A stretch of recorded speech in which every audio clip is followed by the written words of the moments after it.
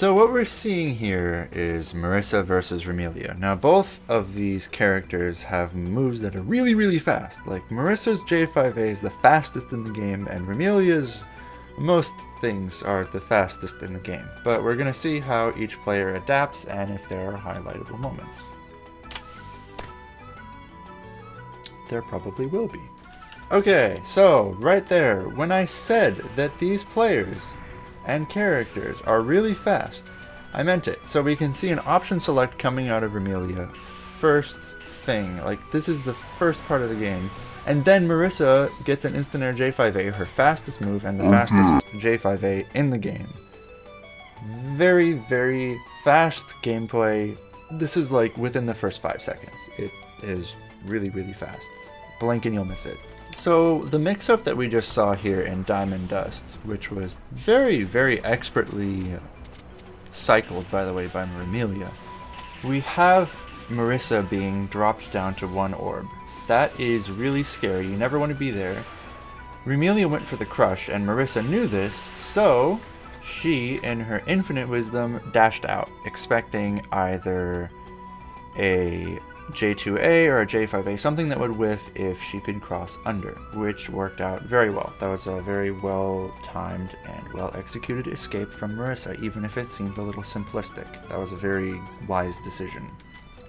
So I know this is right afterwards, but we need to talk about what happened here with this Hangeki. So Marisa has a very interesting Hangeki in that it doesn't really carry you very far. In Diamond Dust this is very important. So a Hangeki, even though you could probably punish with something like Dial A because it wasn't that far, the 3A was right blocked and it was probably not like plus, using the Hangeki there let you immediately Okizeme in Diamond Dust versus Remilia, who's right next to you, which is pretty ideal. That was a very, very good use of Hangeki.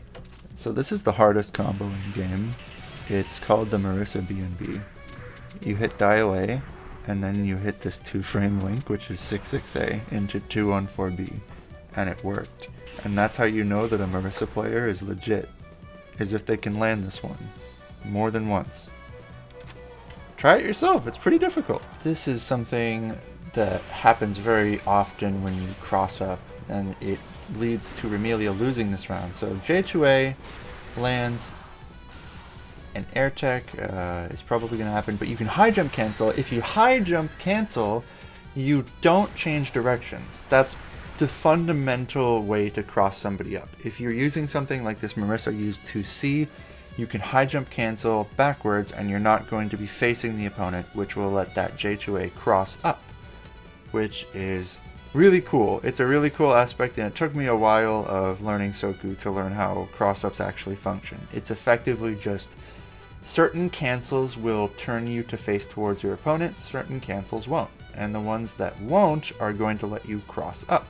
So that will typically take the place of like a J4-4 or a high jump 7, something that isn't flight or a dash. And it worked out really well for Marisa here. Frame trap. We need to talk about frame traps. Frame traps are things that look like they're safe, but they're not. So in this case, Marisa's 6-6B, you just saw it there, before the whiffed 6-6C, is a bullet. And you notice that it took out an orb. It is plus. If you can hear it after it hits you, if you can hear it before it hits you, sorry, it will be plus, and you cannot do anything about that. It is like incredibly plus. It's like +3, +4, and when I say +3 or +4, what I mean to say is that the frame data means that you are going to be able to move a certain amount of time before your opponent. In this case, being +4 means that your opponent will be in block stun, which means they will have that little blue shield around them and they won't be able to move for 3 frames more than you will have recovered from your move, in this case 6-6B. That is what being plus means. So this is a Remilia moment here. So if you get hit by Marisa in like a 6A and you wrong block, but you're Remilia, you can just mash anyway. Yeah, it's great, isn't it? What a great game. Here is something for budding Alice players who want to know why their character isn't working. Look at what ARIRI does. he sets up dolls. If you are versus somebody like Aya, you need to set up dolls so that you have some amount of cover. This is why his gameplay works so well. He knows how to play neutral very, very sustainably, and he knows when to set up dolls, and it is just very well done. Cool combo time! So, let's take a lesson in Untech.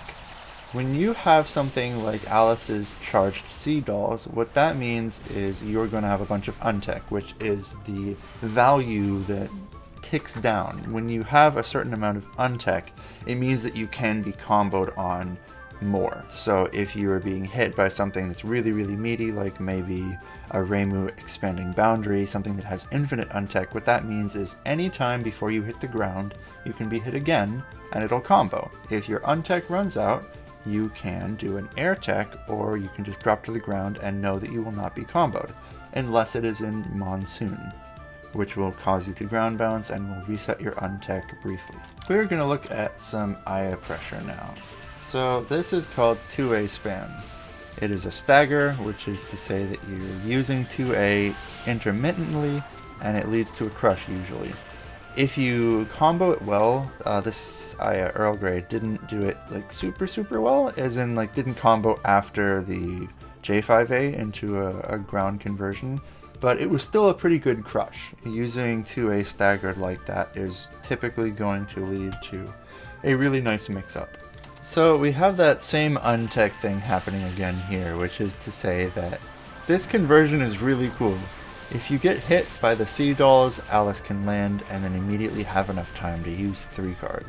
It is a really cool conversion, and it leads to a lot of really, really highlightable moments. I'm sure that you have seen the purple Alice video from Yaffy. If you haven't, you should check it out.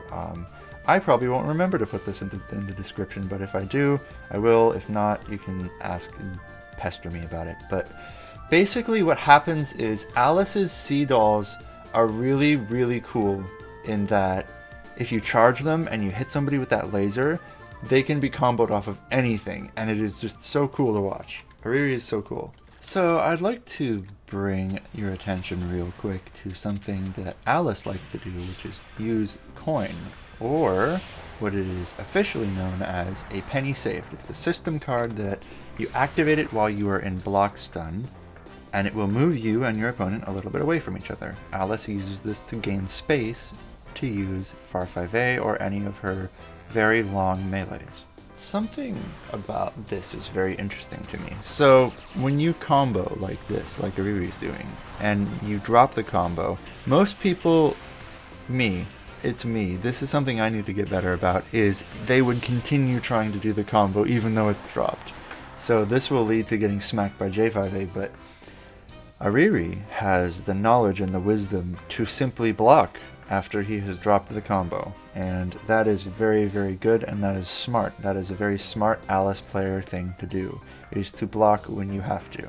So overall, I would say that ARIRI had a pretty tough matchup here. I kind of chews up Alice for breakfast, if we're being honest, in terms of like matchup difficulty. There's just a lot of ways that Alice can get poked out and then pressured.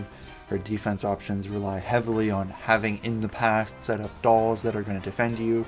So what are you going to do if you just get pressured and they go away?